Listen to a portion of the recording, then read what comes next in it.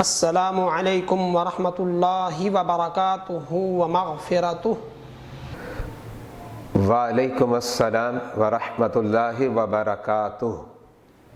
قرآن میں پاؤں دھونے کا تذکرہ ہے، اس کی وضاحت کریں، اور اگر پاؤں میں موزے پہنے ہوئے ہو تو مسح کرنا جائز ہے؟ بسم اللہ الرحمن الرحیم۔ الصلاۃ والسلام علیک یا رسول اللہ۔ آپ کے دو سوال ہیں۔ پہلا سوال تو یہ کہ پاؤں دھونے کا جو تذکرہ قرآن میں ہے اس کی وضاحت آپ نے مانگی ہے، تو وہ میں آپ کے سامنے پیش کرتا ہوں۔ سورہ مائدہ کی آیت نمبر 6 ہے اور پارہ نمبر 6۔ اللہ رب العزت نے وضو کے طریقے کا تذکرہ فرمایا، تو ارشاد فرمایا یا ایھا الذین آمنو، اے ایمان والو، اذا قمتم الی الصلاۃ، جب تم نماز پڑھنے کا ارادہ کرو، فاغسلوا وجوہکم، جس کا مطلب یہ ہے کہ اب تم کیا کرو گے؟ اپنے چہروں کو دھو لو گے، وایدیکم الی المرافق، اور اپنے ہاتھوں کو کونیوں سمیت جو ہے دھو گے، وامسحوا برؤوسکم، اور اپنے سروں کا مسح کرو گے، وارجلکم الی الکعبین، اور اپنے دونوں پاؤں کو ٹخنوں سمیت دھو لو گے۔ اس آیت کریمہ میں چند باتیں واضح ہو گئی۔ پہلی بات تو یہ ہے کہ وضو کے ٹوٹل 4 فرائض ہیں، جس کا مطلب یہ ہے کہ اگر ان فرائض میں سے ایک بھی ترک ہو جائے گا وضو نہیں ہوگا۔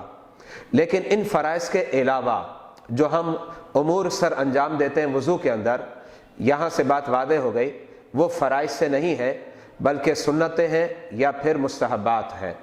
دوسری بات یہ بھی واضح ہوئی کہ اللہ رب العزت نے جب 4 فرائض کا تذکرہ کیا تو 4 فرائض میں ایک فرض کا جب تذکرہ آیا تو اس میں مسح کا تذکرہ ہے۔ یہاں سے بات واضح ہو گئی کہ 3 فرائض میں مسح نہیں ہے بلکہ ان کو دھونا ہے، اور یہ بھی واضح ہو گیا کہ پاؤں اور قدم کو کیا کیا جائے گا؟ دھویا جائے گا۔ اور یہاں یہ بھی بات واضح ہو گئی، اگر آپ محض اس آیت کو دیکھیں کہ پاؤں میں اگر موزے پہنے ہوئے ہو تو اس صورت میں مسح جائز نہیں ہونا چاہیے، اگر آپ اس آیت کریمہ کی طرف دیکھیں۔ ایک اور حدیث مبارکہ اسی حوالے سے میں آپ کے سامنے پیش کرتا ہوں۔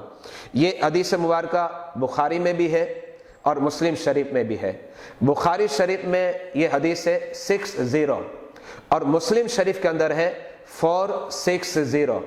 اس کے راوی حضرت سیدنا عبداللہ بن عمر رضی اللہ تعالی عنہما کی ذات ببرکت ہے۔ آپ فرماتے ہیں ہم نبی علیہ الصلوۃ والسلام کے ساتھ سفر میں تھے، اور نبی علیہ الصلوۃ والسلام ہم سے کچھ فاصلے پر تھے، نماز کا وقت تنگ تھا، ہم وضو کرنے لگے۔ جب ہم وضو کرنے لگے تو نبی علیہ الصلوۃ والسلام ہمارے قریب آ گئے، تو وضو کے دوران ہم نے کیا کیا؟ فجعلنا نمسح علی ارجلنا، ہم نے اپنے قدم اور پاؤں کو دھویا نہیں بلکہ اپنے پاؤں کو ہم مسح کرنے لگے۔ میرے آقا علیہ الصلوۃ والسلام نے ہمارا اس منظر جب دیکھا، اس منظر کو دیکھا، تو آپ نے ارشاد فرمایا فنادى بأعلى صوته، آپ نے بلند آواز نکالی اور ارشاد فرمایا ویل للأعقاب من النار مرتين او ثلاثا، 2 یا 3 مرتبہ آپ نے فرمایا کہ تم نے اپنے قدم کو نہیں دھویا اور مسح کر لیا۔ یاد رکھنا اگر قدم کو نہ دھویا تو پھر ایسی ایریا جو ہے وہ جہنم کے آگ کی مستحق ہے۔ اس حدیث مبارکہ کو دیکھا جائے تو یہ مسئلہ واضح ہو گیا کہ قدم کو مسح نہیں کیا جائے گا بلکہ قدم کو دھویا جائے گا۔ اور آیت کریمہ کو محض دیکھا جائے تو یہ بھی مسئلہ واضح ہوتا ہے کہ موزے پر مسح کرنا جائز نہیں ہونا چاہیے۔ لیکن علماء کرام نے دیگر دلائل کو دیکھا، اور وہ دلائل بہت قوی ہے، مضبوط ہے۔ ان دلائل کے پیش نظر علماء نے یہ فرمایا کہ اگر کوئی شخص اپنے پاؤں میں موزہ پہنے ہوئے ہو اور وہ اس پر مسح کرنا چاہتا ہے تو اسے مسح کرنا جائز ہے۔ اس حوالے سے آپ کے سامنے میں شواہد پیش کرتا ہوں۔ پہلی دلیل مبارکہ جو پیش کروں گا بخاری شریف کے اندر ہے، حدیث نمبر ہے 387، اور مسلم شریف کے اندر ہے، حدیث نمبر ہے 510۔ اور وہ حدیث مبارکہ اس انداز میں ہے کہ حضرت سیدنا حمام بن حارث وہ روایت کرتے ہیں اور ارشاد فرمایا رأیت جریر بن عبداللہ، میں نے صحابی رسول حضرت سیدنا जरीर बिन अब्दुल्ला को देखा, बाला थुम्मा तवद्दअ व मसहा अला खुफ़ैहि, उन्होंने क्या किया, पेशाब किया, फिर इसके बाद वुदू किया और अपने कदम के दोनों मोज़ों पर मसा किया। सुम्मा कामा फसल्ला, जब इससे फारिग हुए तो खड़े हो गए और इसके बाद नमाज अदा फरमाई। अब आपकी बारगाह में सवाल हुआ कि आपने अपने कदम को नहीं धोया, बल्कि अपने कदम पर जो मोज़े पहने हुए थे उन मोज़ों पर आपने मसा किया। इसके मुतालिक जब आपसे सवाल हुआ तो आपने जवाब दिया, रअयतु नबी सल्लल्लाहु अलैहि वसल्लम सनअ मिस्ल हादा, इसी अंदाज में करते हुए मैंने नबी अलैहिस्सलातु वस्सलाम को देखा। ये एक दलील मैंने आपके सामने पेश की। इसके अलावा मुतादिद दलाइल हैं जिनसे वाज़ेह होता है कि अगर कोई शख्स, ख्वाह मर्द हो या औरत हो, अगर उसने अपने पाँव में मोज़े पहने हुए हैं तो मोज़ों पर मसा करना जायज़ है। मज़ीद दलाइल आपके सामने मैं पेश करता हूँ। ये दलील जो है हिदायत के हाशिए पर मौजूद है। हज़रत सैयदना हसन बसरी रज़ी अल्लाह ताला अन्हु इसे रिवायत करते हैं और वो इरशाद फरमाते हैं, हद्दसनी सबऊन रजुलन मिन अस्हाबि रसूलिल्लाहि सल्लल्लाहु अलैहि वसल्लम, जिसका मतलब ये है कि 70 सहाबा किराम ने मुझे इस बात को बयान किया, अन्नहु मसहा अलल खुफ़ैन, कि नबी अलैहिस्सलातु वस्सलाम ने अपने मोज़ों पर मसा किया। अब ये 70 सहाबा की शहादत जो है हज़रत सैयदना हसन बसरी इरशाद फरमाते हैं। एक और रिवायत आपके सामने पेश करता हूँ और ये रिवायत अल्लामा ऐनी अलैहिर्रहमा ने हिदाया की जो शरह बिनाया वहाँ लिखी है और वो रिवायत भी हज़रत ख्वाजा हसन बसरी से है।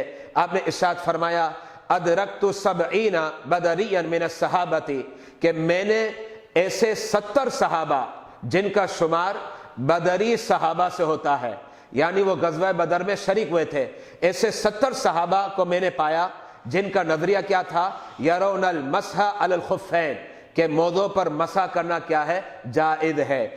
इसके अलावा इमाम आज़म अबू हनीफा की रिवायत मैं आपके सामने पेश करता हूँ। हज़रत सैयदना इमाम आज़म अबू हनीफा इरशाद फरमाते हैं कि जब कुरान की आयत को देखा जाता है तो ऐसा लगता है मोज़ों पर मसा जायज़ नहीं है, लेकिन जब दिगर दलाइल को मैंने देखा और वो दलाइल इतने ठोस और मजबूत थे कि अब फिर मैंने ये फतवा दिया कि मोज़ों पर मसा करना जायज़ है।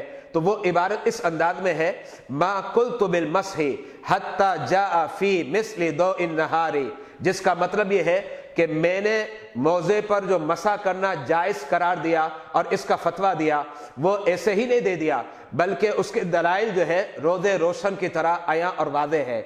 इसके अलावा इमाम आज़म अबू हनीफा ये भी इरशाद फरमाते हैं, मन अनकरल मसहा अलल खुफ़ैनी युखाफ़ु अलल कुफ़र, फरमाया जो शख्स मोज़ों पर मसह का इनकार करता है और कहता है कि मोज़ों पर मसा करना जायज़ नहीं है, फरमाया इस बात का खौफ है कि उसका खात्मा कुफर पर हो।